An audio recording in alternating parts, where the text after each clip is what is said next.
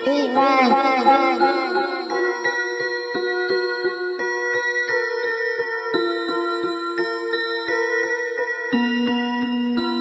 the streets talk about? What the streets talk about? Who the streets talk about? Who the streets talk about? Who the streets talk about? Who the streets talk about? Money they ain't get none. Money they ain't getting none. What the streets talk about? Money they not talking about. Who the streets talk about? You see who they talk about? Who the streets talk about? David, who they talk about? Money they ain't get none. Money they don't talk about. What the streets talk about? Money they don't talk about. Who the streets talk about? You see who they talk about? Who the streets talk about? David, who they talk about? Money they ain't get none. Money they don't talk about. Mass up and pull off, pull up and hop out. Drive by and shoot out, walk by and dump out. Dunk in and dunk off, that's how we cash out. I low strip, I low out. Blood in and blood out, money flow, I lose count. Self-Paid Media, y'all. It's your boy David Self-Paid, and I'm back. Man, you know, we got day 2 of Megan Thee Stallion and Tory Lanes trial, and Megan actually take the stand. Me personally, I think it's too early for her to take the stand, but I ain't no high paid ass lawyer, so I guess I don't know what I'm talking about. I was on the other side of it though. I was always the the defendant. You know, so I don't know what I'm talking about, but I feel like she finna fuck herself with this one. But again, we got DJ Academics and Malargo Grams from Hot Radio out there in Houston. Malargo Grams was inside the courtroom, so she finna break everything down and let you know what happened. All right, y'all, bear with me here, man. We finna get back to this audio, man.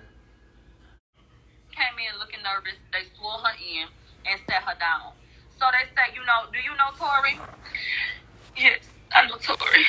Can you point out Tory? He's right there. They asked her to describe his outfit. So I thought that it was a little bit too much out the gate with the fake ass. No tears fell, but she was making the crying noise. Okay? Wait, no tears fell the whole time? From my vantage point, I saw not one tear throughout the duration of the questioning all day. Keep it a bean with me. Was she Amber Hearding? Trying to, yes. But it's not really coming out. Right. She was doing the Gayle shit. She was making the noises. If them people sit up and say that Megan was crying tears, that's a lie. That is out motherfucking lie. Okay? Because there were no tears. She was no snot bubbles? Huh? No snot bubbles? None of that? No. None of that. So they asked her, did you know Tory? She said, yeah, we used to be friends. We met that year. We got close. We used to drink together, party together. We would hang out, and we bonded over time. And so Megan said, I think when my mom died, I needed to fill that void. So I was, hanging with him. So they said, this is prosecution. Did you have an intimate relationship with him? Were you intimate with him? Megan simply answered, yes. Okay. They said, what about Kelsey? And she starts with the crying noises again. Kelsey, she was my best friend. She was my best friend. Wait. Hold on. So Meg out the gate is basically contradicting what she said in the interview, but she probably I seen her walking into court with what looks to be like a legal team her damn self, which means they have probably prepped her for whatever line of questioning and probably told her ass, we know you like switching the stories up, but you could go to jail if you lie on the stand. I got to imagine they told her that. The defense actually raised a good point after we took a lunch break, and they said, Megan, you and your team had talked. You and the people spoke. And what was that about? And she said, it was just about me opening up a little bit more. And they said, did they tell you that you need to open up more, or did you say that? And she said, no, I said that. So there was absolutely a discussion. I'm sure prior, because it did sound very rehearsed.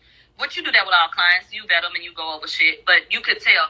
Megan, they had to tell Megan to pause, hold on, because she was so ready to answer the question. The people wouldn't even be done asking the question before she's already sprouting up at the mouth, trying to get these answers out that I feel like she had rehearsed. Dang. But she brought up how her and Kelsey was best friends since freshman year of college, and that she became her assistant. And she said, Kelsey, will go everywhere with me. She said before the 12th, they did everything together. All right, we immediately go into Kylie's house. They say July 12th, you went to Kylie's house. They said when? Early evening, okay? Megan says that they were there at least 5 hours before Tory even got there. It was EJ, Kelsey, and Megan that rode together to get to the party. Megan said when she got there, they all was hanging out, having some drinks, and that she went to the kitchen to cook. And that she brought the food out from the kitchen to, I guess, the pool area, wherever they were. She brought that out. They said, Megan, are you nervous? She said, I'm not nervous. I just don't feel good because I can't believe I got to do this. I can't believe I have to sit here in front of people, who have been spreading misinformation and tell my story and sit in front of the man who shot me, start getting real, I feel like elevated in her tone. And I'm going to tell you something else. They did not want me in the courtroom today. Wait, what? And a lot because of our lives. And because of the joke that was made that, the phone, we could, it was a little joke about, just get a phone and you can get something up in there, like whoop. Yeah. There was a lot today about the phone and a concern that I may have been streaming live from the fucking. I'm gonna stop it right there real quick, y'all, just to say something. I think that's Megan's team, man.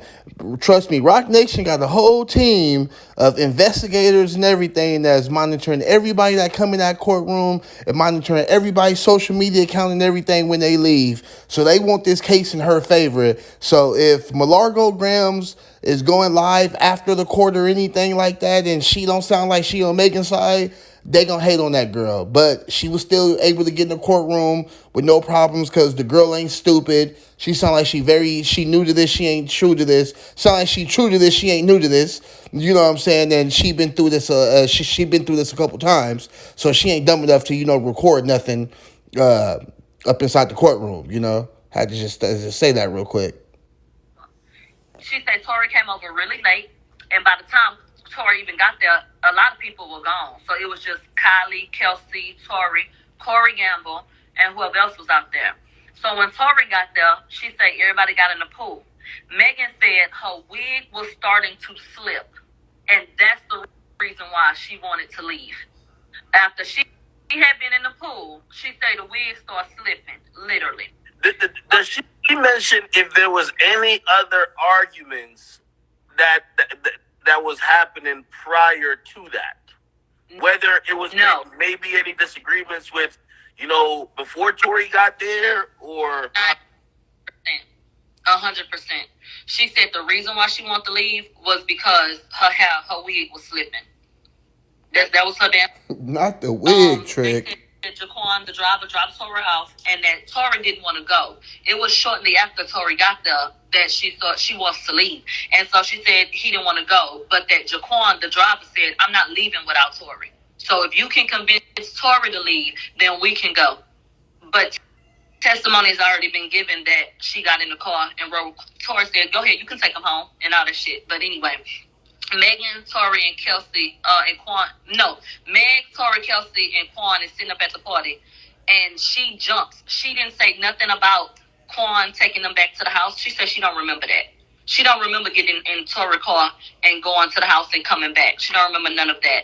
She said all she remembers is that Tory had an attitude, and by the time that finally it was time to go and he was willing to go.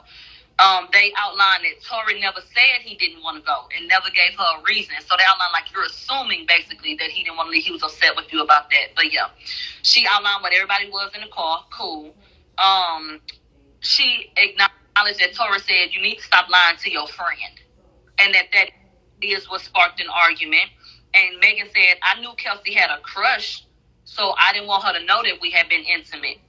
That's what she said. And then she later said in a real attitude type of way, Kelsey had a crush on him. They was never together. So I didn't sleep with him like behind her back. I've never backdoored her. They said, well, why did she say that? You ain't asked her why she said that? She said, no. I ain't never backdoored her. She ain't never backdoored me. I don't know why she said, but she had a crush. I just didn't want her to know that I had been intimate with him because she liked him. Child police. So then she said, well, everybody got into an argument. She said Kelsey was mad, but Tory was mad too. And it was more so them. Then she jumps to getting out on Sunset Boulevard. And she says the only reason that she got back in the car was because she was up and coming, coming into her fame and had on a thong bikini. And she didn't want to be spotted on the street looking crazy. That's why she got back in the car the first time. And she said that her phone was dying or already dead, but she couldn't remember. But I would like to note that I saw 2 chargers in the evidence photos. There was a charger in the front seat and a charger in the back seat. Bitches could have charged their phone. I feel like it's a lie, but whatever. Holy. Okay. People back in the car, and she say they were still arguing about the shit. Kelsey and Tori was arguing. She said, "Look, I ain't want to be in it, so I wanted to get out." So she said, "I can walk to my house, you know." And then she heard "dance, bitch," as she was walking away. Now Megan in court says she wasn't walking to the back of the car. She was walking towards the front. It took her 2 or 3 seconds, and Tori said, "Dance, bitch," and she looked over her left shoulder. And when she looked over her left shoulder, she saw him with a gun. Then she just froze. And he starts to shoot. So did she remain looking back at him? I didn't get an understanding of that. And I wish that would have come. Like, I do have one question. And Ooh, y'all heard that though, man. Y'all heard that. Boy. these photos, you will see that my shit looks just like that. Okay? It looked just like that. Let's get to the juicy shit. Fuck all this other bullshit. And so she said that she felt shocked and all of that shit. And she didn't see where Kelsey was or nothing like that. She went over to the driveway and she said it was blurry.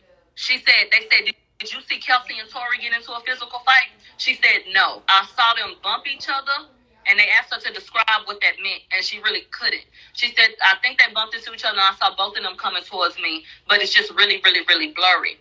And this is after the shot, so all she saw was that they bumped into each other. That they bumped into each other and came towards her. That's what she said. And then she said she doesn't remember what he said at that time. But you recall, she first said that he started saying, I'm sorry, don't say nothing, I give you $1 million. But now she says, no, I don't remember what he said. It's all a blur. And she said shortly after they got back in the car, wait, when they heard. So she does not repeat on the stand that Tory offered her $1 million. Right there. Not at that time. She says that all she remembers is later. When the cops, she said as soon as they heard sirens in the background, that basically Tory started to panic and was like, oh, don't say nothing. I give you $1 million. I'm on probation. I can't go back to jail. Some bullshit like that. And so, what I feel like fucked Megan up majorly was saying, well, I didn't know where I was. The defense tried to get Megan to outline where she was in the street, like where did the car stop and what was this and what was that.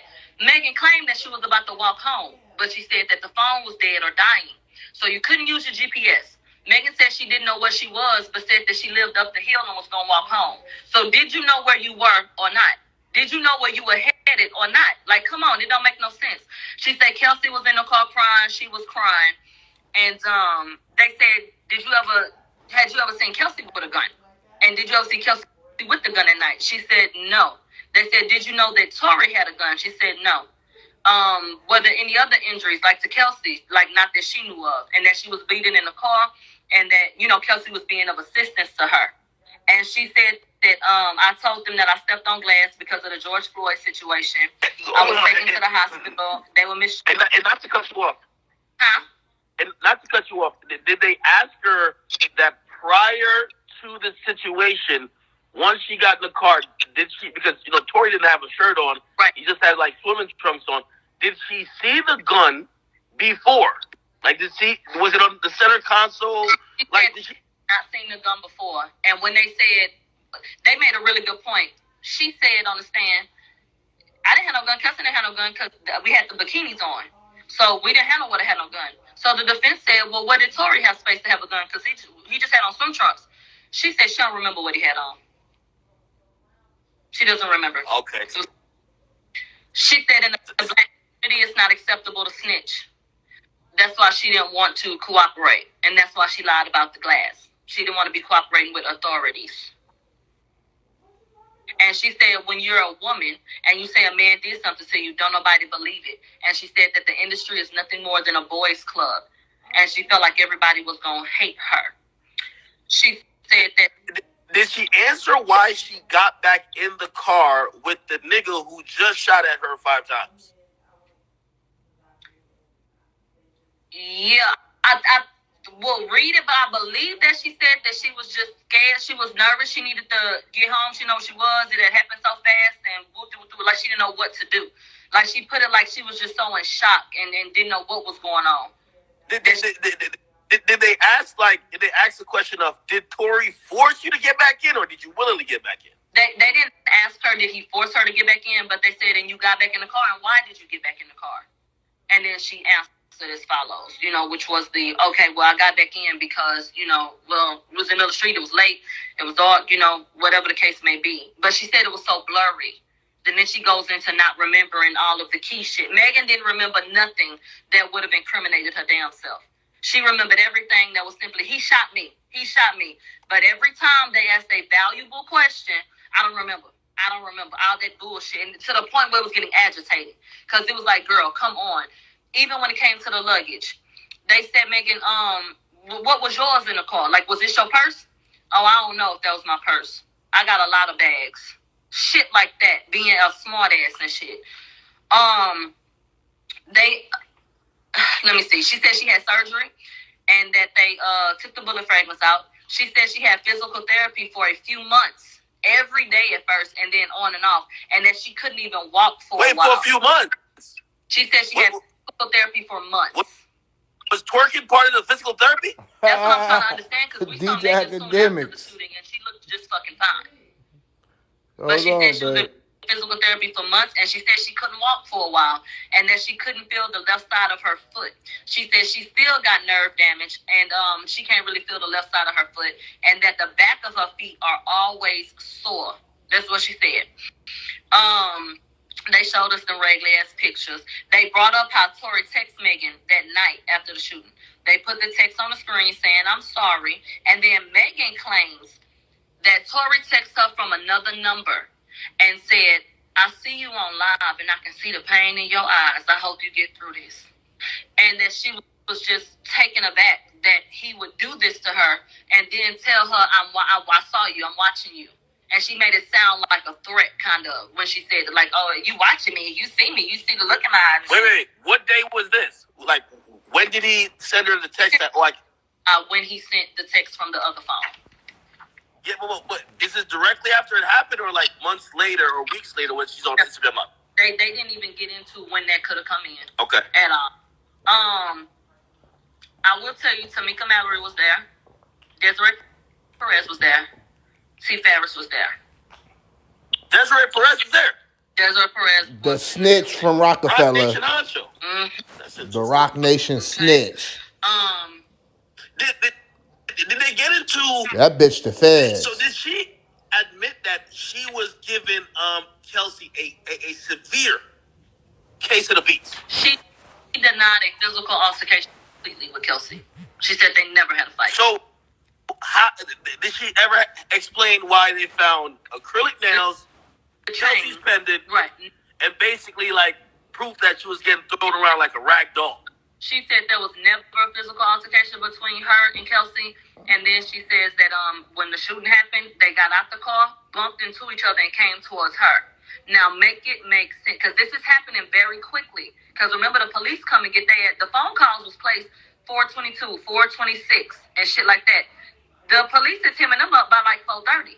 The message that Kelsey sent to Justin was at 4:27. So, babe, this is happening very, very, very rapidly. So to make it make sense, Megan, something happened. In a witness states he saw a woman get out of the back seat and attack the woman in the front, and that it spilled off into the street. She categorically denied the whole thing. Said there was no physical altercation between her and Kelsey, and she did not speak to a physical altercation between Tory and Kelsey. They said, Megan, this Kathy Todd talking to her people, "You a private person?" She say, "Yeah." They said, "Are you having a hard time opening up?" That's when Megan started with the tears and said, "Yeah, because I got to sit in front of people who will spread misinformation about me and then my attacker, but I don't want to be weak, and I don't want to give them the power that I feel like they had over me for the past almost 3 years." And so they said, "Megan, did you hear anything?" And she said, "Gunshots." They say, "How many?" She said, "I don't know." They played the audio of the gunshots, and they said, "Was that it?" And she said, "Yeah." And she said yes, but she shook her head no. And she did that a couple of times, and that was very interesting to me, those micro expressions when she did that bullshit, where she would answer the question verbally one way, but she would nod in a yes motion. I wish to God that y'all could see the way that she behaved today. Very theatrical. Nancy Dillon even called her animated today. And I think that that was the proper term. It was a lot for a little bit. And her energy absolutely shifted after talking to the people when we came back from lunch. Megan was much more reserved at first. She had her moments at the beginning, but when she came back after lunch, hollering, getting real smart, getting real arrogant, it was a completely different attitude. So Megan said as soon as Tory started shooting, she looked down. She said she just thought that he was holding the gun. She said he said dance bitch, and she turned around when he was holding the gun. But she said she looked down. They said, did you see him fire the shots? She said, no. She said that she was scared. Yeah, she said no, she did not see. She said she saw him with the gun, and he said dance bitch. But she did not see him fire the shot. She immediately looked down and froze. So she said she was terrified. The police had guns out, and she got handcuffed. And she said she felt like no one cared about her. Here goes the crying noises again, but no tears, okay? And so they said, well, how did you feel when you got cuffed to the bed in the ambulance? She said, like I didn't matter. And they questioned her again about the boys club in the industry. And she said, every man in a position took Tory's side and have given me hell, okay? So then she gets elevated in her tone at this point. And she said, and they just want to keep making it about who I had sex with and not about the fact that I got shot. And I don't like that. This is not about who I slept with. This ain't about my sex life, basically. It's about the shooting. She said, girl, you I sadly had just got a mistaken. feature with Beyonce, and now she got to see me get shot? Literally, this is what this girl said. She said, I didn't want this to come out, and I never would have said if it wasn't for Tory. But the whole catch too is the defense said, well, you said that you didn't want to say nothing, but 4 days later you did say something. So what is it that Tory posted that triggered you? She said it wasn't that Tory posted anything, but that his publicist was out here planning narratives. Megan said every time a blog that was friends with Tory posted something, she sent it off to her people so that they could see it. And I guess she was feeling attacked. Well, that falls flat because in the first couple of days, Tory was silent, and we didn't even know what was going on. So, bitch, you came out on the 15th and told everybody I got shot as a result of a crime committed against me. We didn't know shit. All we knew was Tory got arrested, there was a gun in the car, and you had a glass injury, because that's what was said at first, and you went to the hospital. We thought Megan was okay. Nobody knew anything about a shooting. So they said, did you ever send any of these things that you saw, these narratives? You know, no. She don't have no proof of what she claims she saw that triggered her to say something. So then she said, do you think that your career was and is victorious? She said, yeah. Smirked. Okay, that she got the bigger career. She said, this was worse for me. Tory the one that gained fans. She said, I've been a villain. How he a victim now? She said, this messed up my whole life. And so she said I wasn't gonna say nothing. She said if I wasn't somebody, and if I wouldn't have been around these bad people, this would have never happened. Now everybody doing me bad. She said she didn't say anything because she thought that it was embarrassing about fucking Tory. They said, why did you lie about having sex with Tory? She said, because I'm disgusted. She said, how could somebody I said that verbatim? Yes. She said, because I'm disgusted. She said, how could somebody I shared my body with shoot me? So she didn't want to tell nobody they had sex. She said, now every week they putting a new nigga on her body. She said, my partner, this is the first time I feel like I saw real emotion. She said, my partner is embarrassed of me because of the rumors. And then it looked like she started to, like there was some real emotion. I didn't see no tears, but it seemed like she really felt a way about that. And they said, well, she about your partner. And that's when she said, party, talking about her boyfriend, party. And so she was like, yeah, he embarrassed me. You know, every day, you know, these different rumors and shit come out.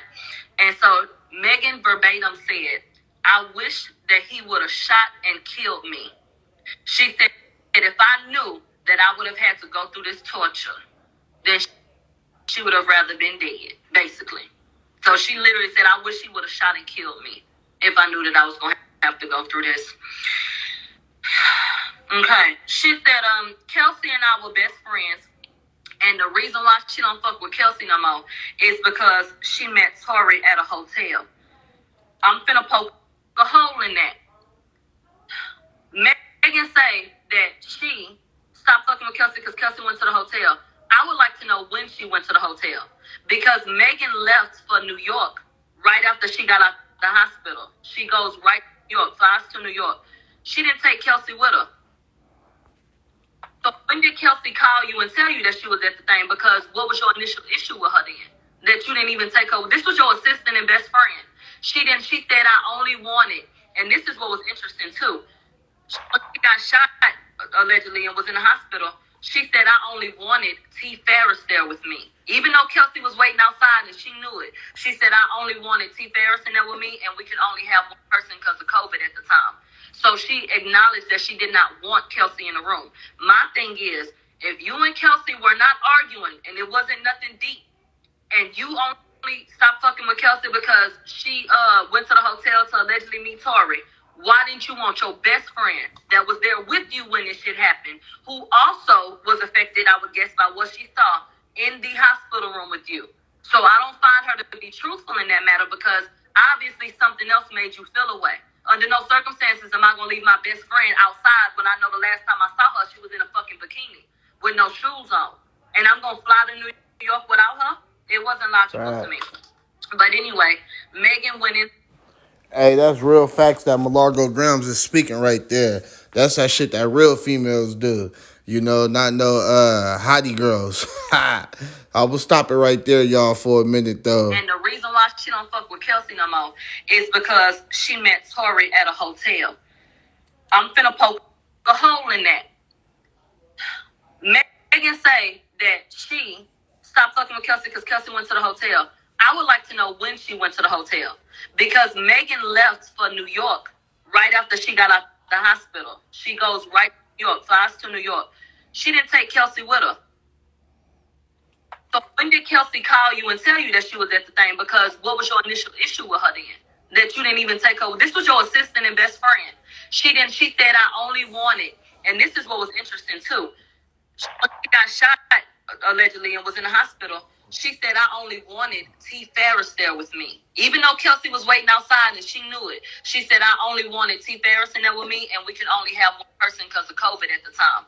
So she acknowledged that she did not want Kelsey in the room. My thing is, if you and Kelsey were not arguing and it wasn't nothing deep, and you only stopped fucking with Kelsey because she went to the hotel to allegedly meet Tory, why didn't you want your best friend that was there with you when this shit happened, who also was affected, I would guess, by what she saw in the hospital room with you? So I don't find her to be truthful in that matter because obviously something else made you feel away. Under no circumstances am I going to leave my best friend outside when I know the last time I saw her, she was in a fucking bikini with no shoes on. And I'm going to fly to New York without her? It wasn't logical to me. But anyway, Megan went into saying, I have never had sex behind Kelsey. Never. She said Kelsey called and told her she had linked up with Tory, and she said, how could you? Why would you do that? And she said that she felt betrayed. She said the last time she talked to Kelsey was when Kelsey hit her up and said, what am I going to do for money? That's what she says happened, child. And then they said, did you ever see Kelsey again after that? No. They said, did Quan shoot you? She said, no. Did Kelsey shoot you? No. They said, who shot you?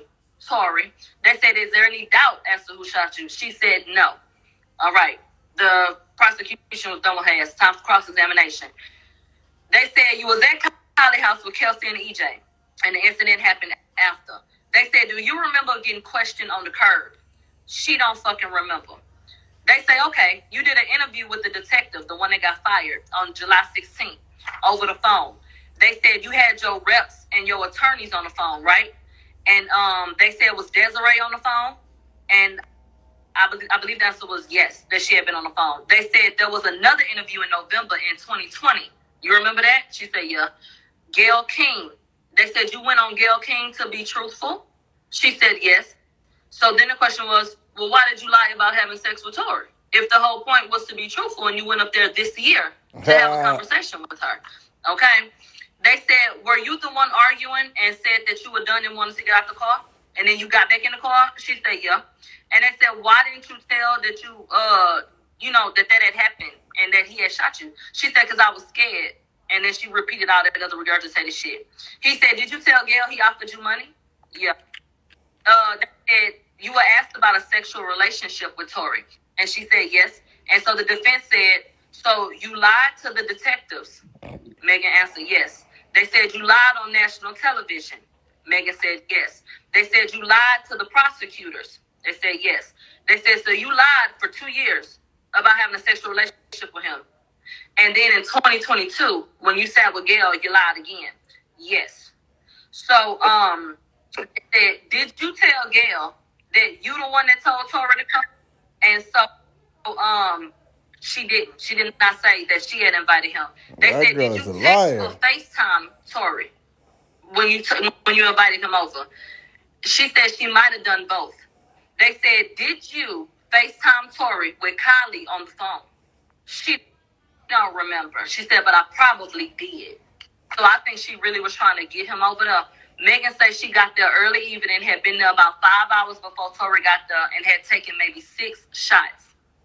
They say, did you greet Tory at the door? She don't remember. He had to get in some type of way, but she don't know. She don't remember how he got in the goddamn house, even though she invited his ass.